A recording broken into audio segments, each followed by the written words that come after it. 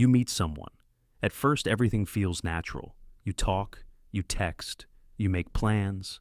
Then, at some point, a shift happens. Not necessarily in the relationship itself, but inside you. A message takes longer than expected. The tone seems slightly different. They cancel once. Nothing dramatic. Yet your body reacts as if something essential is slipping away. Outwardly, this often looks like care, increased attention, a need for reassurance, a desire to clarify where things stand.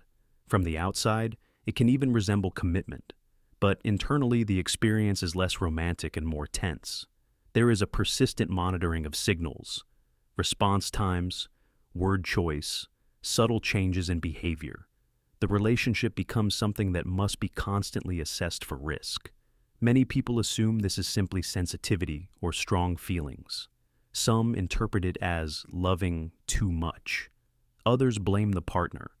Perhaps they are inconsistent, distant, unclear. While those factors can matter, the intensity of the reaction often exceeds the objective situation. The anxiety is not proportional to the event. It is tied to the meaning assigned to it. What makes this pattern difficult to recognize is that it feels rational in the moment. If someone matters to you, of course you would want clarity. If their behavior changes, of course you would notice. The mind builds convincing narratives. I just don't want to be blindsided. I'm trying to protect myself. I need security. The deeper issue is not the desire for closeness. It is the underlying expectation of loss. The relationship is experienced not as something stable unless proven otherwise, but as something fragile unless constantly reinforced. And because this expectation operates quietly beneath conscious thought, it is rarely questioned. It simply feels like reality.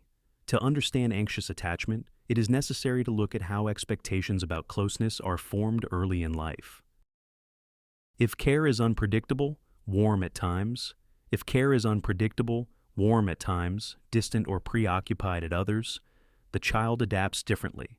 In many cases, anxious attachment develops not from obvious neglect, but from inconsistency.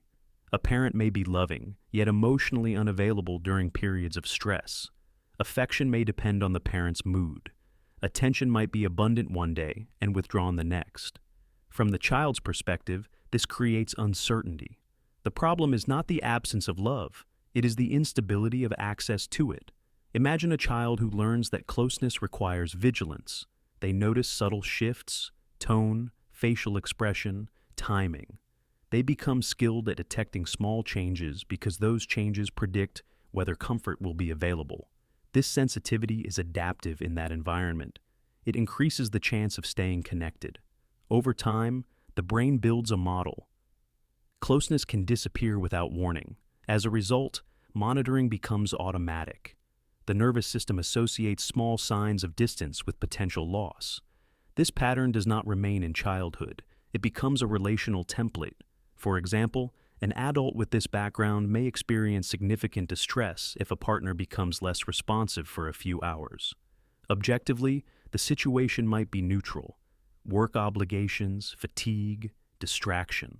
But internally, the old template activates. The brain interprets reduced contact as a threat to connection. Another common scenario involves partners who are emotionally inconsistent themselves. Individuals with anxious attachment often feel drawn to them. The familiarity of unpredictability feels recognizable. The mind attempts to resolve the uncertainty that once felt unresolved. In this way, anxious attachment is not a flaw. It is an adaptation to earlier conditions, a system designed to prevent disconnection by anticipating it. In adult life, anxious attachment rarely appears as an obvious pattern. It blends into everyday behavior. In relationships, it may look like heightened attentiveness, emotional intensity, or a strong desire for clarity. The person often invests quickly, thinks frequently about the connection, and feels unsettled by ambiguity. What others experience as normal relational distance can feel like instability. At work, similar mechanisms can emerge. Feedback from a supervisor may carry disproportionate weight. A neutral comment can be replayed repeatedly, analyzed for hidden criticism. Professional uncertainty may activate the same vigilance once directed at caregivers or partners. The underlying concern is not only performance, but continued approval and belonging. Financial decisions can also reflect this model. Some individuals seek security through over-planning and constant monitoring of resources. Others tie their sense of stability to relational security, feeling calm only when the relationship feels certain. When that certainty fluctuates, broader anxiety increases. The central conflict is subtle. On one side, people with anxious attachment often possess relational strengths, empathy, attentiveness, emotional awareness. They can be highly responsive partners and colleagues. On the other side, this sensitivity creates chronic tension. Their system remains alert, scanning for signs of withdrawal. There is also a paradox between independence and loneliness. Many individuals with anxious attachment appear self-sufficient. They may function well alone, maintain careers, and manage responsibilities.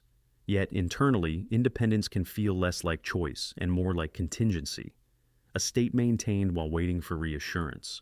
When connection feels uncertain, they may oscillate between seeking closeness and attempting emotional distance to protect themselves. The conflict is difficult to see from within because the reactions feel justified. If someone withdraws, concern seems logical. If ambiguity creates discomfort, the desire for clarity appears reasonable. The individual experiences the surface situation, not the deeper template shaping their interpretation. As a result, the internal tension is attributed to circumstances rather than to the enduring relational model guiding perception. Anxious attachment is often described as something to fix, yet when examined carefully, it is neither a defect nor a weakness. It is a coherent strategy shaped by earlier conditions. If connection once felt unstable, vigilance was reasonable. If attention had to be earned or preserved, sensitivity became useful.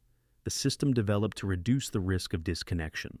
What changes is not the past, but the interpretation of the present. When a person begins to recognize this template, small shifts occur. A delayed message is still uncomfortable, but it is no longer automatically equated with abandonment. Emotional distance from a partner may still trigger tension, yet the reaction can be observed rather than fully believed. Awareness introduces separation between stimulus and meaning. Instead of asking, "Why are they pulling away?" the internal question may become, "What is being activated in me right now?" This does not eliminate anxiety. It contextualizes it. The feeling is understood as part of a learned pattern rather than proof of current loss. There is also a change in how closeness is experienced. Without constant monitoring, moments of connection can be felt more directly. Attention is less divided between presence and prediction. Security is not created through control, but through a more stable internal reference point. Importantly, this awareness does not require rejecting sensitivity. The capacity to notice emotional shifts remains valuable. The difference lies in how those shifts are processed. Sensitivity can function as information rather than alarm.